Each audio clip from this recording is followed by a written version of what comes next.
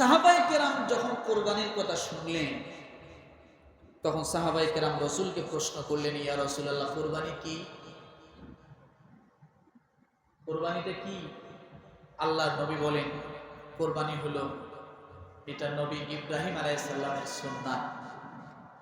নবী ইব্রাহিম আলাইহিস সালামের সুন্নাত, সুন্নাত আবিকুম ইব্রাহিম। এটা ইব্রাহিম আলাইহিস সালামের সুন্নাত। এটা তার সন্তানের গলায় সে ছুরি চালাইছে। আর আমরা যাদের হালাল টাকা আছে, এটা দিয়ে যদি আমরা একটু চেষ্টা করি ভালো একটা মোটা তাজা সুন্দর দেখে গরু কুরবানি দিতে, কিন্তু এমন কিছু কৃপণ মানুষ আছে এমন গরু কেনে বারবার ধাক্কায়ও হাঁটানো যায় না, আছে না নাই? আর ইব্রাহিম আলাইহিস সালাম কি করছে? সন্তানের গলায় ছুরি চালাইছে। মনে থাকবে? এখন এই মোটা তাজা গরু কিনতে যাইয়া এখন থেকে আবার 2 নাম্বারি টাকা সংগ্রহ করা শুরু করেন না। বোঝেন নাই কথাটা?